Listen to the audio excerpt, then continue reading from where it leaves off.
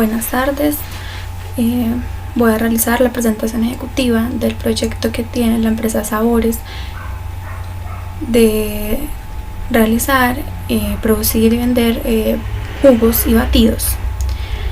Bien, durante el proceso hemos hecho una construcción de los costos y de todo lo que podamos incurrir, la planeación para este proyecto.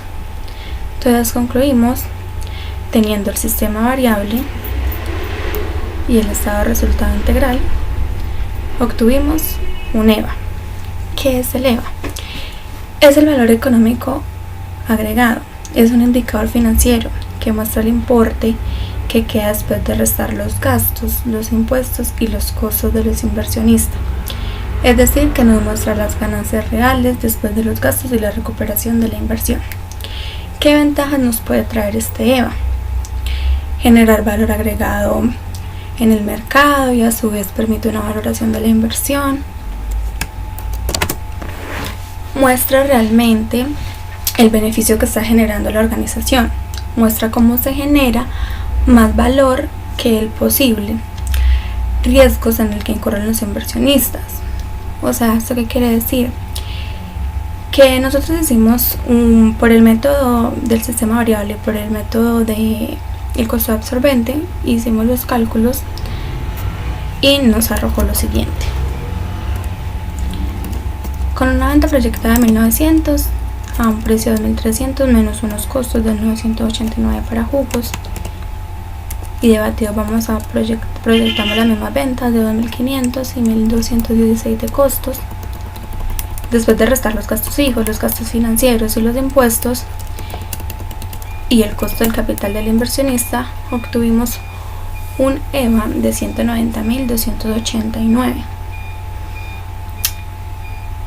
¿Qué quiere decir? Que esto se incrementó tuvimos un valor agregado mejor de 190.289. Caso contrario pasó en el estado de resultado integral, que obtuvimos mayor EVA. ¿Por qué estos dos cambios o por qué por los dos sistemas dan diferentes el precio del EVA?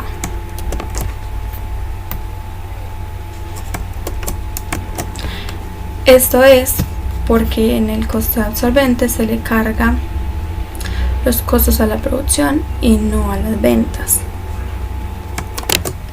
Ahora pasaremos a hablar del punto de equilibrio. ¿Qué es el punto de equilibrio? Es el momento y volumen de las ventas para cubrir todos los costos y gastos de la empresa, o lo mismo que para obtener una utilidad o pérdida igual a cero. En el costo absorbente, por ser propio de la contabilidad financiera, en el estado de resultados no se reconoce el costo del capital del inversionista, ya que la presentación llega hasta la determinación de la utilidad neta o necesaria para el pago de dividendos. Bien, ¿cómo obtuvimos el punto de equilibrio? Tuvimos que nuestras ventas fueron, para esto tenemos que hacer unos cálculos que están acá. Acá tenemos nuestros cálculos. Primero tuvimos que sacar la utilidad antes de impuesto.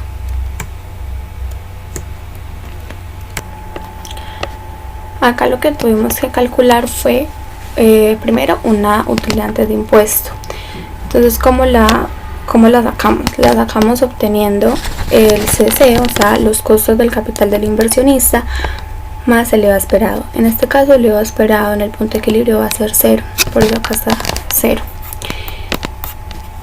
La suma de estos dos nos da 1.800.000 y lo tenemos que dividir entre 1 menos la tasa de impuesto. Nuestra tasa de impuesto fue del 33%, para obtener así una utilidad antes de impuesto de 2.686.567.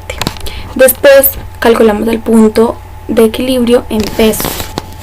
¿Cómo fue este cálculo? Ya con la utilidad antes de impuesto, que calculamos con la fórmula anterior, le sumamos el CGF. ¿Qué es el CGF? Son los costos y gastos variables, los costos y gastos fijos totales. y lo multiplicamos por el porcentaje CMN. ¿Qué es el porcentaje CMN? Es el margen o porcentaje de contribución marginal neta ponderado de la empresa. Este valor, ¿de dónde lo sacamos? Este valor lo sacamos de acá.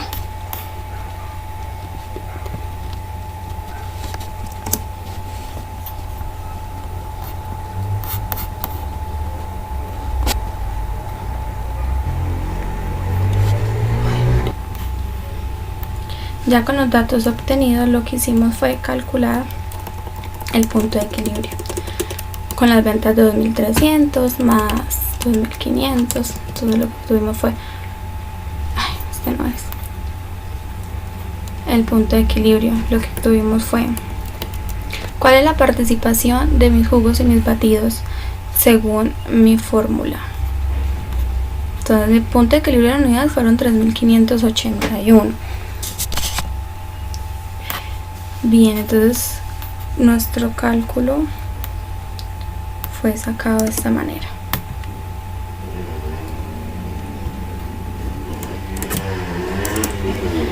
Entonces 1.791 jugos más 1.791 batidos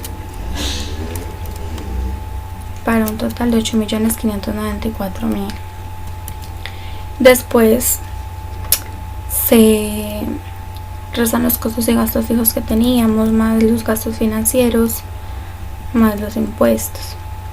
Pues es una resta, todo eso se le resta. Entonces así tenemos utilidad operacional, utilidad antes de impuesto, una utilidad neta y 1.800.000 del capital del inversionista para un EVA de el 0.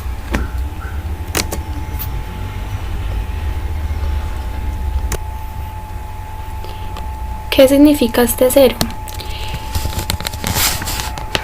Que es el punto donde los ingresos son iguales a todos los costos del negocio, o también el punto a partir del cual el negocio va a generar o va a destruir valor. ¿Cómo puedo mejorar yo mi punto de equilibrio? Hay unos parámetros para hacerlo. Pueden ser reduciendo costos y gastos, reducir utilidad antes del impuesto, disminuir el costo del capital, aumentar el precio de venta, reducir los costos y gastos variables y reducir los impuestos, incrementando las ventas del producto que tenga una mayor contribución marginal neta.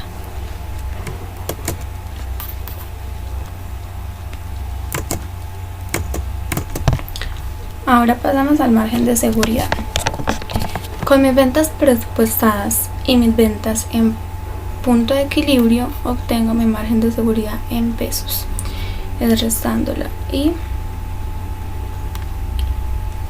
lo obtengo en porcentaje.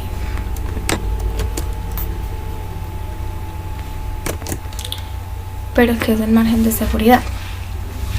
Es el exceso de las ventas reales o presupuestadas según la base de costeo utilizada con respecto a las ventas en el punto de equilibrio, y representa la seguridad o el máximo que se pueden disminuir las ventas para cubrir todos los costos y gastos. Mientras mayor sea el margen de seguridad, mayor es la maniobra de la empresa para tomar decisiones o para tomar riesgos.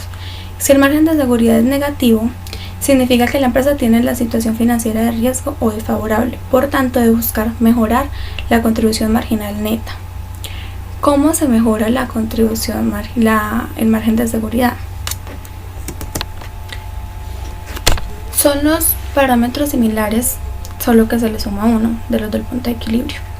Reduciendo costos y gastos, reduciendo la utilidad antes de impuesto, disminuyendo el costo del capital, aumentar el precio de venta, reducir los costos y gastos variables, reducir los impuestos, incrementar las ventas del producto que tenga una mayor contribución marginal neta, incrementar la cantidad de unidades vendidas.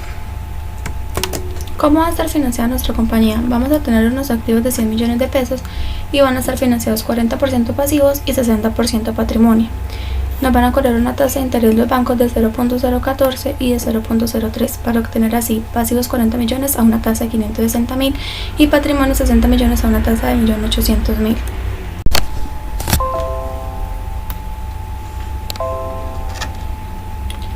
Vamos a continuar con la planeación de utilidades. Partiendo del promedio ponderado, Entonces nuestras ventas planeadas en promedio ponderado, nuestras ventas en promedio en punto de equilibrio. Vamos a suponer que tenemos por debajo del 40% del punto de equilibrio, entonces solo calculamos 3.581 por el 40% y por encima del 40%, y que vamos a tener unas ventas en cero. Con los mismos costos y las mismas ventas en todos nuestros 5 escenarios vamos a tener precios diferentes.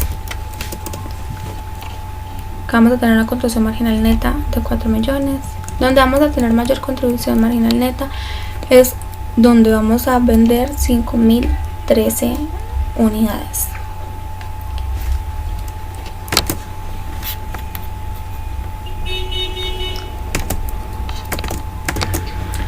¿Qué es una planeación de utilidades? Es una técnica que utiliza el análisis de los costos de acuerdo a su variabilidad y al nivel de producción. Sirve para planear, controlar, tomar decisiones y contribuyen a la obtención de utilidades.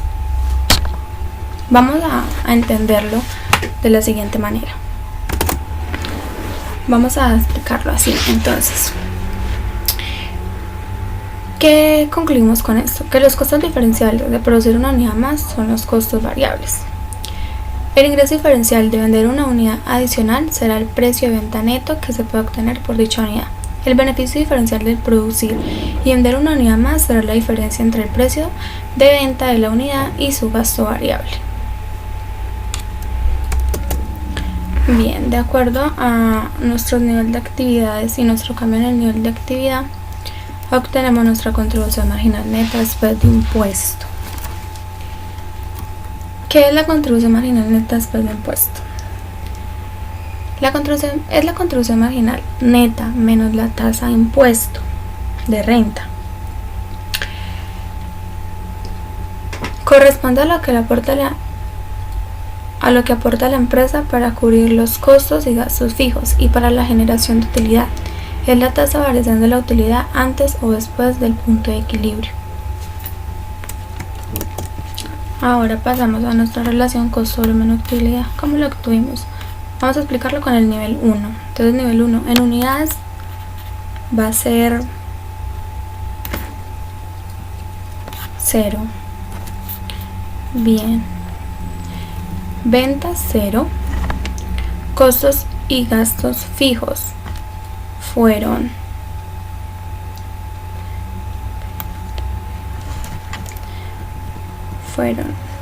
este 1.400.000 de nuestros costos y gastos fijos, que son los de administración y ventas, más los costos y gastos fijos, más los 560.000 que nos cobra los bancos a nuestros gastos financieros, más nuestro costo del capital del inversionista para un valor de 3.760.000, menos nuestros costos y gastos variables.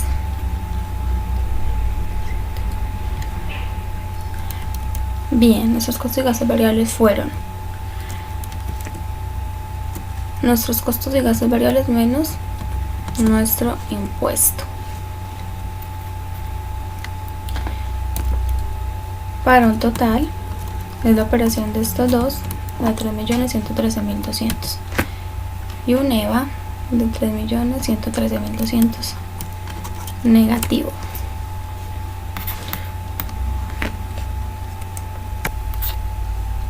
Y obtuvimos nuestra gráfica con estos mismos datos. Bueno, pero ¿qué es la relación del costo, volumen y utilidad? Esto es un modelo, es una herramienta que la administración en las organizaciones emplea para la toma de decisiones con la finalidad de lograr un objetivo que es la utilidad. ¿Cómo lo vamos a analizar?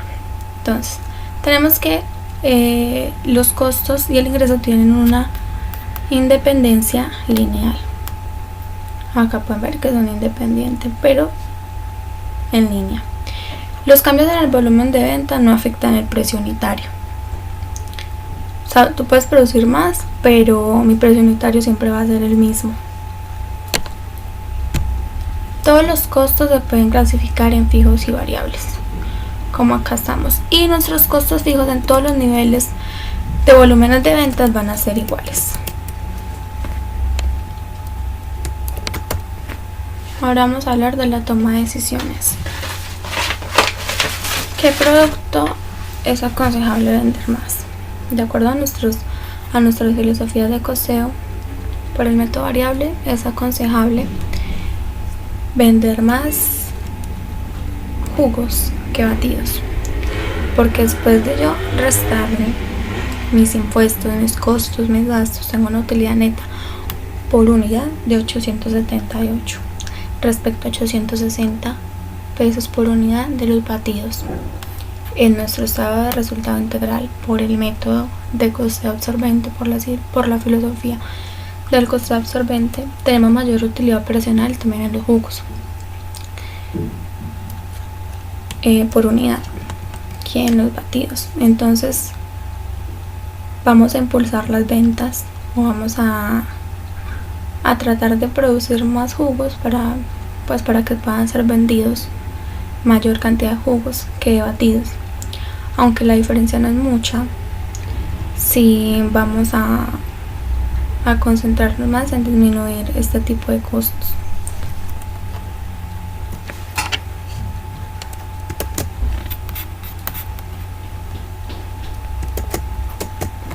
Vamos también a seguir con nuestro precio de venta para jugos y para batidos de 2.300 y 2.500, porque no vimos pérdida en el proyecto y tampoco vimos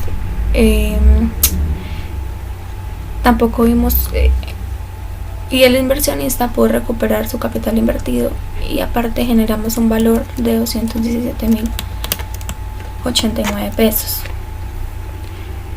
Aunque no es mucho, el capital sí fue, o sea, el riesgo del inversionista en invertir sí lo cubre y puede obtener un mayor valor agregado del mismo. Vamos a realizar promociones, vamos a hacer promociones de voz a voz, vamos a dar 2x1.